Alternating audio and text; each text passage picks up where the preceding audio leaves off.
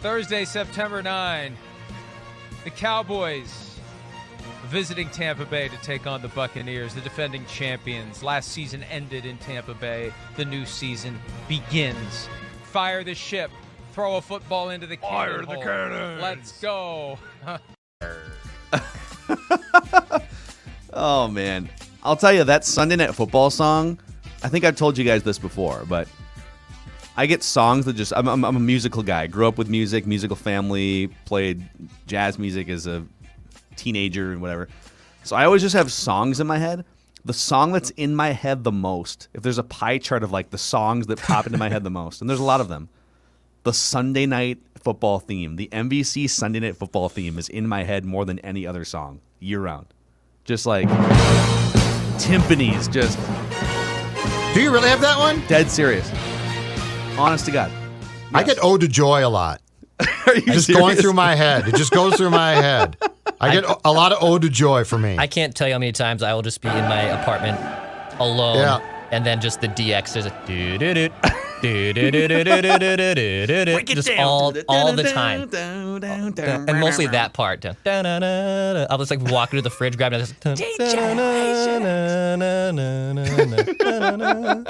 all the time. I love it. The trumpets. The schedule's out. The schedule is out now. We can play some football now. Amazing. All right, welcome into Purple It is a great Daily. song. It Presented is by fantastic TCL. Enjoy more of what you love with TCL. Mackie, Judd, executive producer Declan. This is daily Vikings entertainment here on Purple Daily. If you're just discovering our show for the first time, thank you. Go tell 5 friends that we are your Vikings therapists as needed. And you can always find us on multiple channels. ScoreNorth.com and the ScoreNorth app are the best places to find everything we do, whether it's Purple Daily, Mackie and Judd, The Scoop with Doogie, Royce Unchained, you name it. And then our 2 YouTube channels, ScoreNorth MN and Purple Daily Podcast. Click subscribe, click like on the videos, and we'll deliver you daily Minnesota sports content. So, boys, the schedule came out. We had a great time dissecting and picking the schedule as it came out last night. We all had them on 11 wins, 11-6 after going through. First part of the schedule, a little easier on paper, but we have 5 questions that we're going to answer here about the Vikings schedule that just came out. And let's start with some research and some compartmentalizing that Judd has done. Question number 1. How hard is the Vikings slate of opposing quarterbacks? And I will set it up this way. This is one of my personal favorite ways to just sort of contextualize a schedule, because the quarterback is the most influential player in maybe all of professional sports, right? He's dictating the action.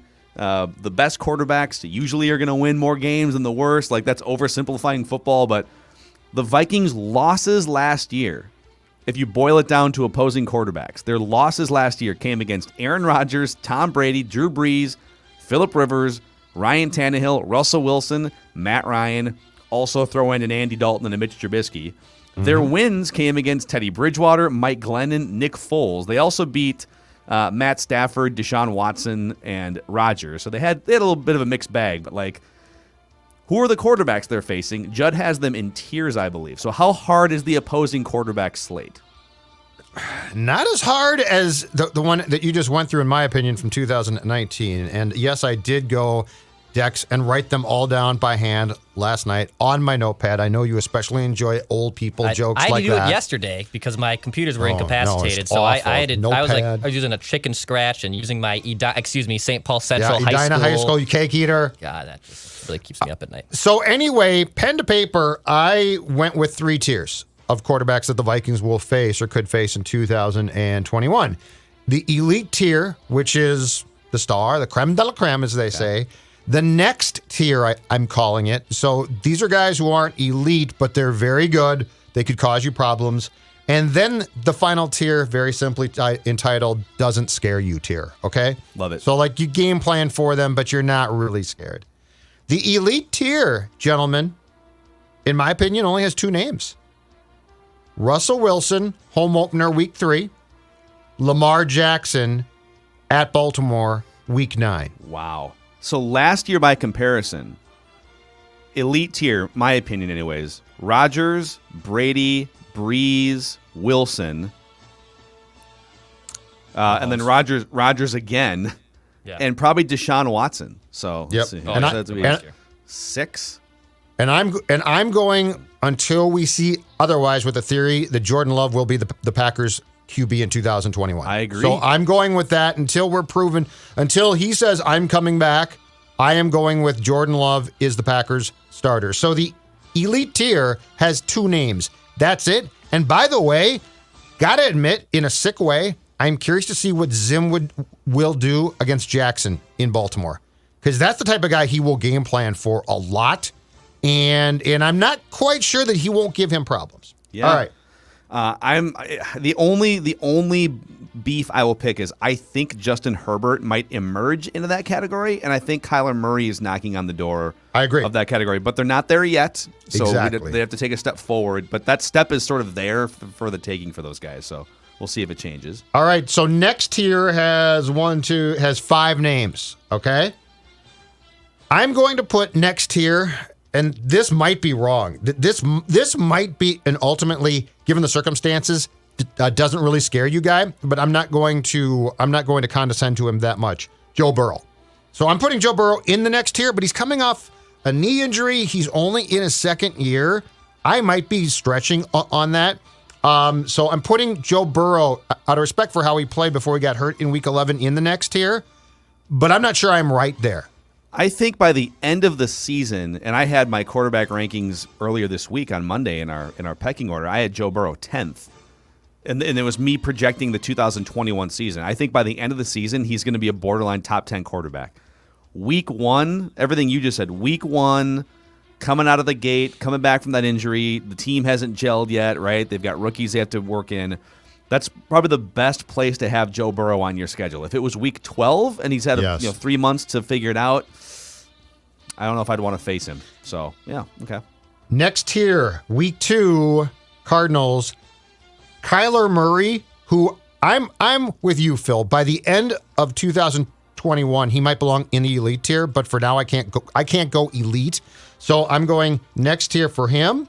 Dak Prescott in Week 8, who I think is very much in that next tier. Like, I don't think he's elite. I think he's good.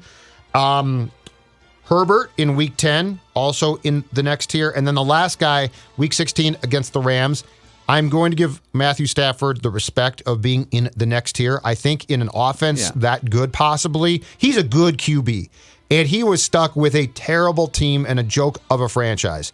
So Burrow, Murray, Prescott, Herbert, and Stafford, all to me are in that next tier of good, but I wouldn't consider them great quarterbacks. So, okay, so in your next tier is like just garbage guys that don't scare you. Doesn't scare you. Yeah, no, but not garbage. Guys, they just don't really scare you. They're probably not going to be the one that daggers you for 320 yards and 4 touchdowns.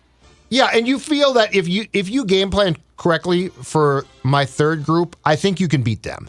Yeah, okay. Like Russell Wilson, you can game plan for really well and still lose. Like he's going to come down like he did last year and beat you. So all right, so what's that? Go ahead, go through that. Okay. Doesn't scare you tier.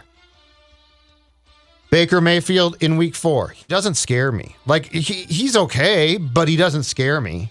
Jared Goff with the Rams, which, by the way, a much better and sounder franchise and offense and coach than Detroit, where he is now. You're going to play Goff in Weeks 5 and 13. He does not scare me. Sam Darnold, Week 6, does not scare me. Like, I don't know, he might get to the Panthers and be great. But right now, if I have to game plan for Sam Darnold, I feel pretty damn confident. Jordan Love, potentially Weeks 11 and 17 in playing the Packers, is going to be overwhelmed. Okay? Doesn't scare you. The Bears, I'm sorry, San Francisco first. I'm going to combine Trey Lance and Garoppolo in Week 12. Now, San Francisco actually does scare me as a team. I think that they're going to bounce back and be really good. But potentially rookie quarterback or Jimmy Garoppolo? Yeah. I think my defense can stop them. Interesting, yeah. And then my last two, Big Ben. He's 39. He does not scare me. Like, I respect him. Later in the season, Hall too, of Fame. his arm gets more dead. Yeah. He's and then my last one in weeks 15 and 18, a possible combination of Dalton and Fields. And my guess by that point is you're going to get Fields starting twice, and he might be really good eventually. But I think to expect him to step in as a rookie with the Bears and be super successful is a reach. So in my doesn't scare you, Baker Mayfield, Jared Goff, Sam Darnold, Jordan Love, Trey Lance, and Jimmy G combination of those two, Big Ben, and a combination of Dalton and Fields. That's a lot of quarterbacks who don't scare me. Yeah, so I've actually simplified. I won't go through I'll just give you just a quick rundown. I've simplified the quarterbacks into two categories. Guys that I think could take over a game and be a problem, and just sort of rise up above and just dominate the game. And of the 17 games on the schedule, I only count 6. So these are you had them in elite and then good. I'm saying guys who, if they're capable of just taking over a game. Kyler Murray, Russell Wilson, Dak Prescott, Lamar Jackson, Justin Herbert, Matthew Stafford with that new system. Matthew Stafford with Sean McVay, I'm putting in that category. Mm-hmm. Everybody else, so that's 6. So all the 11 other games are guys in the other category, which they're not garbage necessarily, but I think Mike Zimmer could fluster the hell out of these quarterbacks. He could fluster some of the other ones too. I'm saying there's a better chance Zimmer flusters these guys. Yes. Joe Burrow week 1, Baker Mayfield, Jared Goff ×2, Sam Darnold, Jordan Love ×2, Jimmy G, old Big Ben, Justin Fields ×2. So, yeah, on paper, the opposing quarterbacks look a lot less daunting this year compared to last year. Mm-hmm. And that's even more reason why the Vikings could win more games. All right, let's go. Question number 2 here. 5 questions about the Vikings schedule. We'll start with Declan. If Rodgers isn't back with the Packers, how big of a disappointment would it be if the Vikings don't win the NFC North? Is there any justification for not winning the North if Rodgers isn't playing? Big time. This division is yours. If Rodgers is gone, this division is absolutely yours. The Bears still have a good defense. I envision Justin Fields actually having a pretty nice season for the Bears. I think he should start week 1. I can see the buffoons and Matt Nagy and company going with Andy Dalton to start the year. But I think Justin Fields is going to be a pretty special player. That being said, the Vikings are a more put-together team than them, and they're more ready to win now than Chicago. At least that's how I look at it after the draft so far. So if anything short of a division title, if Aaron Rodgers is indeed off this roster, is a humongous disappointment. Heads roll, basically, if you don't win the division. That's where I would be at. What Declan said, 1,000%. Yeah, that's exactly. That's exactly. Say that a lot. Yeah, no, that's exactly. Look, I think the Bears might, if Rodgers is not back in Green Bay, I think the Bears might challenge you because the Bears pop up sometimes and they'll have a really good defense. Yeah, they're competitive. Yeah. But with what you have done with the expectation, and again, I'll go with one very simple premise. You should have, if Aaron Rodgers is not a Packer, the best quarterback in the division.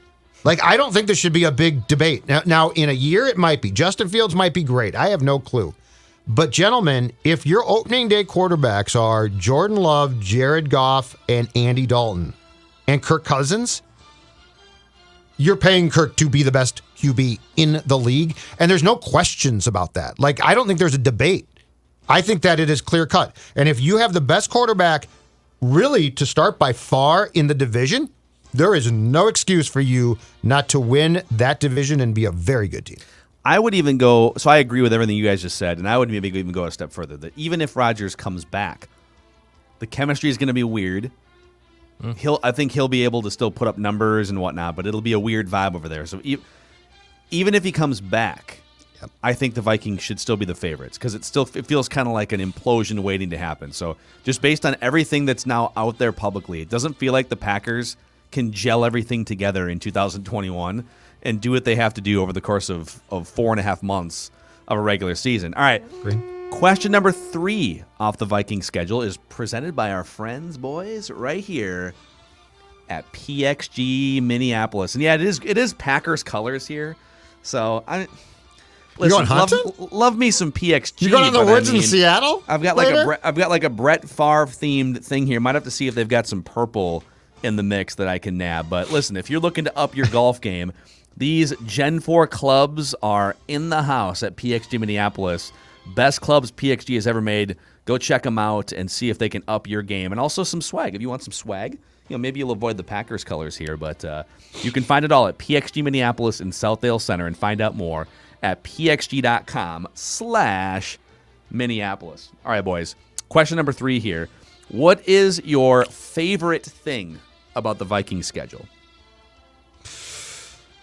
My favorite thing, and it's not necessarily favorable to the team itself, but I just love it. I love the finish.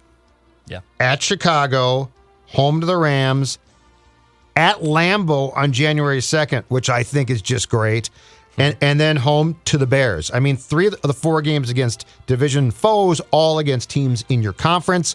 Technically, you and the Rams might be vying for something here, which would be great.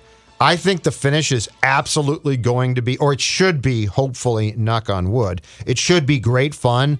And I love how it's just set up for that just last dash, which is going to be extremely difficult. Mm-hmm. 2 things for me. Number 1, even though the Vikings have the 5th hardest schedule based on opponents' winning percentage after this has been posted, there isn't a gauntlet. Last year, when you had to go to the Bucs and the Saints, and you basically ran into that buzzsaw and it destroyed your season. I know that Bears loss had a lot to do with it too. I don't look at this schedule, and even though there's a 4 out of 5 road tilt in there, I don't look at like, oh my God, there's a 4 to 5 game stretch where the Vikings are just going to be absolutely obliterated by opponents. They have some softies each built in to kind of break things up and make things easier. That's at least how I look at it. Second favorite thing, you're going to get 3 primetime games in like 4 weeks, and if that Vikings-Rams game does get flexed in Week 16, I believe it's 4 straight primetime football games. So not a lot of noon starts. I love that. I love primetime football. So those are my 2 favorite things. Yeah, primetime's great. I would say my favorite thing, I like the closing stretch for sure, but my favorite thing is the fact that Seattle for once has to come to Minnesota. I mean, can we play that Thielen clip too? Because Thielen was on Vikings Entertainment Network and had the same thoughts. But like every year, the Vikings have to travel all the way out west, get their asses kicked, across 2 time zones, and then come back with their tail between their legs. But not this time around.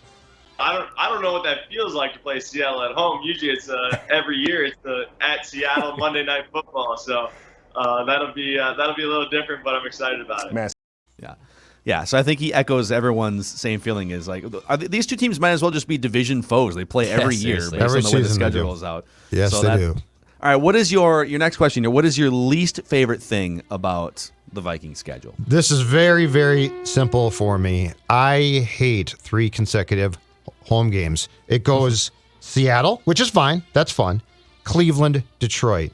When you play 3 consecutive home games, 2 consecutive is fine. 3 is ridiculous. That is a long time, and it's going to catch up to you, and it does. The Vikings, instead of, I think there have been definitely years, Phil, where they've played 2 at home, and then they'll come back as the season progresses and play 2 more. This time it's all 1-1-1s because of those 3 consecutive home games. I love how the schedule got spit out for the end, but that one, like, come on, 3. No, you don't need that. And as a fan, I also don't like it. Like, break it up. Mm-hmm. That's 3 of 8 just gone. It's kind of weird. Yeah, I don't like it at all. Yeah. From multiple perspectives. To just kind of piggyback on Judd's, mine is just starting on back-to-back road games too. I don't like that. I wish either you could open up the season at home or not have to you have to basically wait 3 weeks to be at home, which is kind of a buzzkill. So it kind of dovetails right into Judd's. I don't like having 2 straight games on the road, even if you had a week 1 softie against Cincinnati. I don't like the 2 straight road games. So just doing a little figuring here. The December 8th. The 2. So all right, there's a. This is going to sound a little worse than it is because there's a bye week in here, and I'm starting this stretch the Monday after their home game on Sunday, October 10th. Yep. But after those 3 straight home games, yes, between October 11th and December 9th. So between October 11th and December 9th. They play 2 home games. Oof. Mm-hmm. That's pretty. Which is pretty what aggressive. I don't. Yeah. So I think that is. So. I'll condense that even more. My least favorite part of this schedule is just the brutality of it after the bye week. Dallas at home, so you'll get 2 weeks to scout them. That's a primetime game, so at least that'll be fun on Halloween night. But then the 4 road games in 5 weeks, and then you think, oh man, that was a rough stretch. Oh, by the way, in 72 hours, you have to play another game against Pittsburgh in week 14. And again, that should be a winnable game on paper, but those Thursday night games are weird, and you're coming off that brutal stretch. So can you get off to a fast start so that you don't have to win like 5 of 6 or 4 of 5 or whatever over that stretch to just to make the playoffs? But that's a pretty brutal stretch on paper that you pay for because of the 3 straight home games. Yeah, that's what I'm saying. Right? Like, why? Break them up. Now, so are they doing? There's odd number of games, 17 games, and so this year is it that the NFC teams have the extra road game? 9 road games, yes. Mm-hmm. Okay, correct. So it'll flip in 2022. At least they did it that way, but it makes it tougher, and you're going to have stretches like this. So, all right, 5th question here for you guys. Second half of the schedule. So let's just go post-bye week because it's kind of a centralized bye week. All right. Which Vikings opponent in the second half of the season are we overestimating and underestimating? Because every year you look on paper and it's like, such and such team should be a pushover, and then they're not, and vice versa. So I'll start with the game against the Cowboys going forward. What do you think? Overestimating, underestimating? I think I'm probably overestimating Pittsburgh just because I can't get my head around that they might stink at some point in time. And every time I think, okay, Big Ben's cooked, they're going to be bad. They weirdly will rebound or something, right? And in my time of following football, which starts around 1978, Pittsburgh's ordinarily just damn good. So that Thursday night game probably scares me if I'm the Vikings more than it should, because of the fact that I can't get it through my head that there should be a year here eventually where Pittsburgh just stinks. They're just due for a year where they stink. And then as far as underestimating, I'm going to go with the Bears. Because I think the Bears should be, if the Packers don't have Rodgers back, I think the Bears should challenge the Vikings. But I'm also stuck with the fact of what Dak said, which is their head coach is sort of a buffoon at times, and they have made some really bad decisions with Ryan Pace as their GM. And I guess in the back of my head, I sort of dismiss them.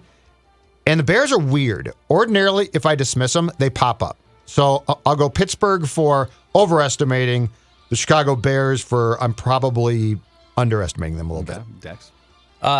Don't overestimate the Bears, especially in Chicago. I'm kind of with Judd in that one as well. Don't overestimate them? Or underestimate? Don't underestimate them. You're saying we might be underestimating them? Yeah, okay. Yeah. Don't even though it's the Bears and they got a big win in Chicago last year, which is a very rare situation for them. Don't sleep on that. I'm concerned with the Ravens matchup. And I know the Ravens came down to earth a little bit with Lamar Jackson. He's kind of was on an MVP hangover from last year, but I think he bounces back, and I think that Ravens team is loaded and comes back with a fire underneath their belly, and they're going to be ready to be a damn good team. Yep. Dude, I know a lot of people would say, oh yeah, it's probably going to be a tough road game. It's in Baltimore, but that can be a real tough game for the Vikings, and I'd be scared if I was a Vikings fan. I actually have different answers. This is kind of crazy. We all have different answers here. So I think we're probably underestimating the Dallas game on Halloween night for 2 reasons. One, they've kind of just been an underachieving mess for 20 years, and we just it's just more pomp and circumstance and just a 500 Dallas team that you're going to be able to beat at home. Plus, you got the week off to prepare 2 weeks for them if you want to. But Dak Prescott's going to be back. They do have weapons, and they've made a couple tweaks to their defense. So it kind of and I think they brought in a new defensive coordinator too. That team's going to be difficult to beat. I don't think that team is a Super Bowl contender, but we're kind of giving them a Vikings. We're just kind of going through the schedule and we're hemming and hawing over some games, and we're all just like, yeah, they're going to beat Dallas out of the bye at home. So don't underestimate them. I think we might be overestimating San Francisco a little in Week 12. Now, San Francisco has a great roster, and I think they're very well coached, but is their quarterback situation really going to scare you that much in Week 12? Whether it's Jimmy Garoppolo or a young rookie Trey Lance, I just don't know that they're going to have enough at quarterback for that to be like a blow your doors off game, right? It's not going to be an easy game. It's going to be a grinder game, but I think we're all getting to that point in the schedule and like, oh man, that's a loss. Well, you can beat Jimmy G or a rookie, so we're don't probably get your ass kicked though, right? like It ain't on the gonna be like lines that this playoff time. game. Don't get your ass kicked. It won't be like that. I don't think it'll be like that playoff. I got a gripe too. So I've got a schedule gripe that if I'm the Vikings, it's going to seem like a small thing, but I think given the gauntlet of games, Phil, that you discussed, which is very tough. And by the way, there are some teams that are going to beat you up. Like there are some tough teams there as far as their ability to be physical. Here's my gripe. The Vikings have an October 24th bye, okay? Let me go through the rest of the division and their bye weeks for teams. The Chicago Bears bye week is November 14th. The Detroit Lions bye week is November 7th. The Green Bay Packers have their bye on December 5th. I would love, if I'm the Vikings, I would love to have a back end bye to break up what we're talking about. Like, I think the Vikings bye comes and then they get thrown into a series of really tough games.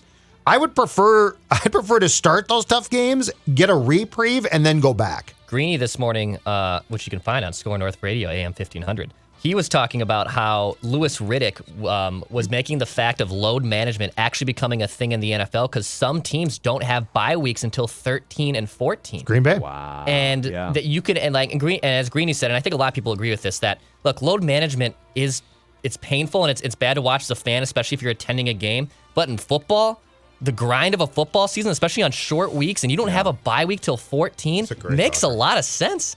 Makes a lot of sense. It does. I think a lot of it depends too on what's your record, what are you fighting for. You know, if you're the best thing that could happen, I think, is for someone to, because I don't think the Vikings are going to be flirting with like 14 wins. I think they're a double-digit win team, but is there a team that's just absolutely going to grab that bye, right? Like, are the Buccaneers sitting at like, 11-2 or something, and you're 3 games back, but you got the division in hand. It's you got to find a situation like that where you feel comfortable resting some starters, or do you stagger one here and there? Do you sit Danielle Hunter for a week, and then you sit Michael Pierce for a week, and Harrison Smith, and then like it's tough. In basketball, you just kind of rip the Band-Aid off because there's 82 games. All right, we're going to rest James Harden for a couple games and whatever, right? Yeah, in the NFL, it's tough. There's not that many games.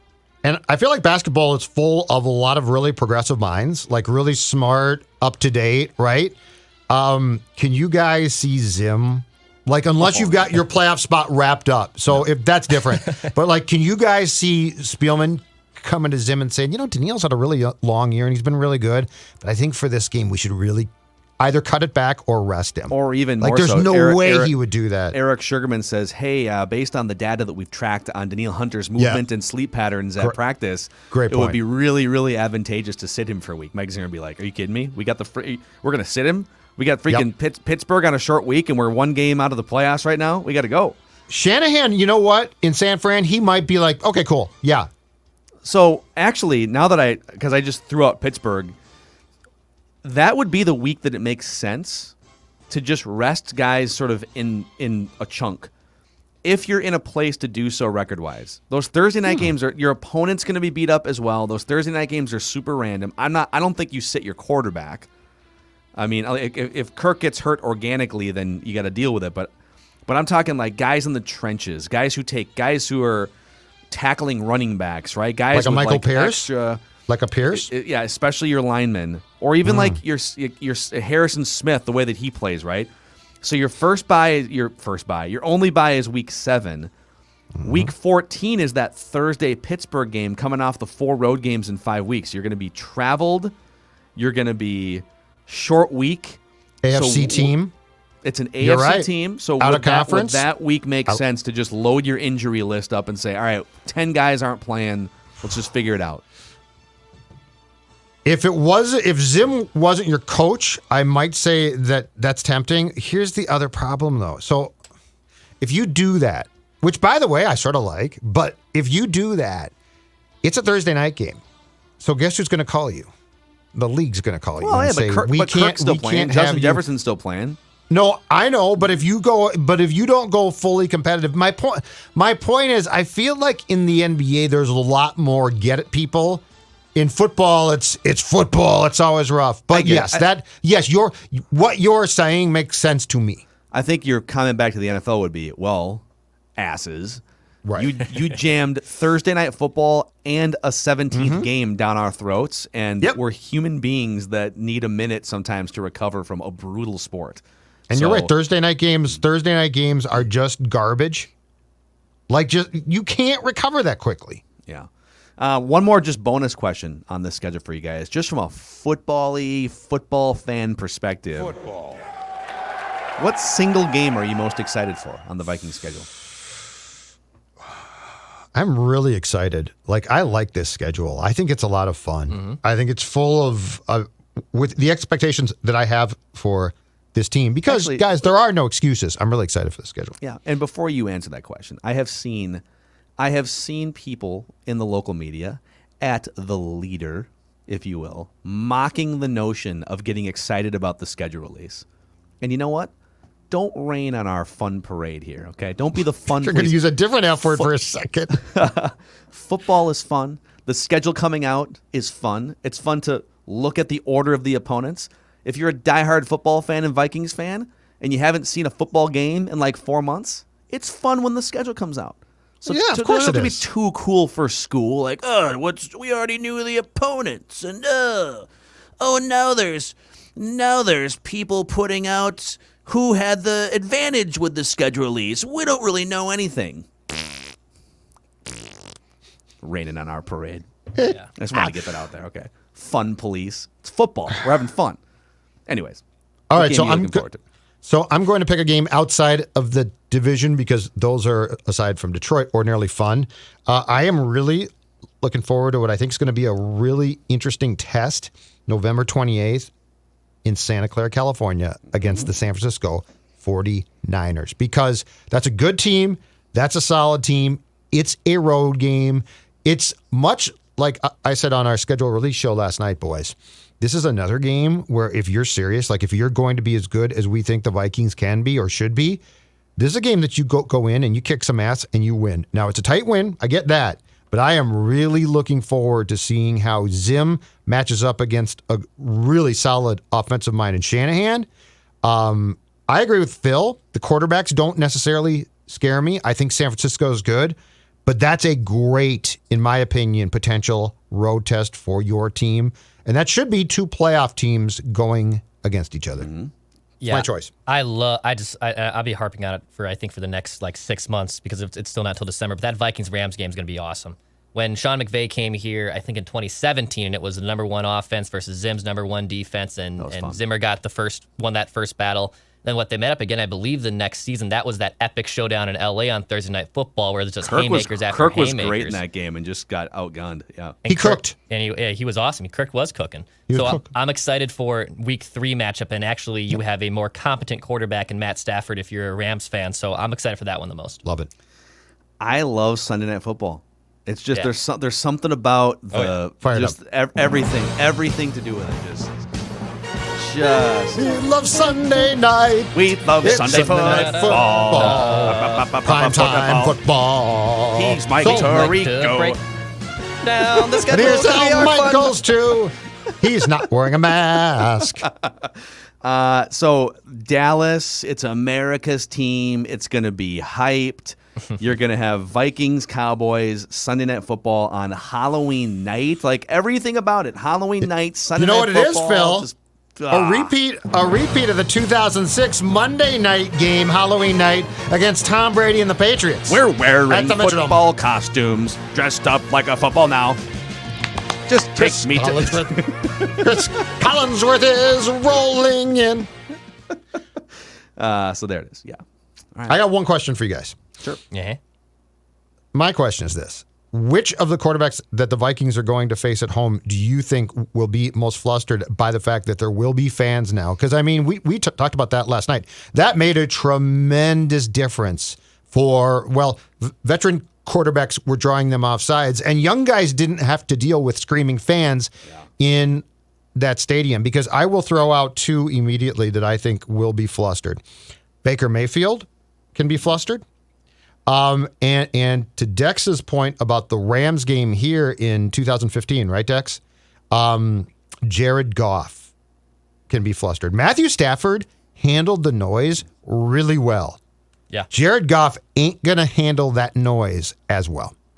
Yeah, There's more probably. I think every quarterback is going to have just a much different feel than last year. So, the fact that Rodgers and Matt Ryan were getting Vikings players to jump off sides in their own stadium is like, wow. I Right. just can't wrap your head around that. But may I also throw in Ben Roethlisberger? I think if you're a big, old, immobile quarterback and you don't get the communication perfect at the line of scrimmage, there's going to be 2 or 3 times in that game where something breaks down and you can't get away from it, and there's just a free runner and you got to turtle into the fetal position. Like, I could see that happening 2 or 3 times with Big Ben in that Thursday game too, if he's even playing by then. I think he might not be playing by then. Who's their backup? Is it Mason Storm? Yeah, he's still there. Okay. Take Charlie heed of the- Batch still there? I don't even know the hell it could Charlie be. Batch. No, it's Mason. It's the guy. It's the guy who Myles Garrett swung his Charlie Batch. helmet at. He's got to be 47. Yeah, he's got to be in it. Wow, He played for a while, 46 years old. He played until he was Yeah, 38. he was Lions quarterback, and then until he was, 2012. Dude, he played Started 2 games that year. Charlie Batch. My God. Did Charlie Batch have the best in terms of, like, he made quite a bit of money relative to the average worker for 15 years, right? Mm-hmm. Didn't even really play. Right. I take that back. He did start 55 games, but most of them were in his first. Okay, this is great. I love that we're on a Charlie Batch wormhole here. So Charlie Batch, his first few years in Detroit, he made 25, 34. So he made 46 starts in his first 4 years in Detroit. And then when he went to, from 2002 for like 12 years in Pittsburgh, he made like 10 starts. So he made like 1 start per year. It's genius. Yeah. He's a genius. Backup quarterbacks are geniuses. Charlie Batch. Sean Mannion didn't play and made money Yeah. for being good in the room, for basically telling Kirk, "Oh, Kirk, you're great." Charlie Batch career Mason earnings. Rudolph is the backup quarterback for the Steelers. Yeah, Mason Storm. Rudolph. Mason Storm. That's my guy. The backup guard center for the Vikings. I'm trying to find That's Mason Storm. career earnings for Charlie Batch without having to add it up here. Okay. How much money would you guess Charlie Batch made in his NFL career? $50 million. I'll go slightly less. I'll go 35 million. $24 million. Oh, okay. He made $11 million $24 million. in 2001. That's amazing. Well, he did Signing start. bonus. Good for He him. started a season, right? Yeah, he was a second-round pick. Yeah, a couple years. To So, yeah. start. Long list of great Detroit Lions quarterbacks. There is a long list. That's worth a deep dive at some point, probably. We should, yeah. Once we get to like early July, when we're just like, there's like nothing to actually talk about, we'll just do deep dives into Deep dives on quarterbacks. Detroit Lions quarterbacks. I So, got all right. Bears. That's a wrap on today's episode of Purple That's fun. Daily, presented in part by Federated, too. Federated Mutual Insurance Company, helping business owners with peace of mind and helping take care of you and everyone that you employ, too, with resources and risk management tricks and tips. You can find out more, and you can find out a full list of industries Federated protects at federatedinsurance.com. Remember, at Federated, it's our business to protect yours, just like it's Christian Darrisaw's business to protect Kirk Cousins now with this schedule out. So, all right, this is fun. Now we actually have something tangible to look at as we talk about the Vikings. 4-Question Friday, comments from YouTube. So a lot more to get to on Purple Daily this week. And I'll tell you, I think I might still fill in for you on Sunday. Originally, Declan was going to be out of town, but now the Wild are playing a playoff game. But I have scheduled, because you and I were going to switch, I was going to do Ventline on Sunday night. And I have scheduled for Ventline a once formerly prominent Ventline caller who now has his own large platform to make a return to Ventline on Sunday night. Please do. Ooh. You'll have to find out on Vikings Ventline Purple okay. Daily on Sunday night. Thanks for hanging out with us today. We'll see you guys tomorrow.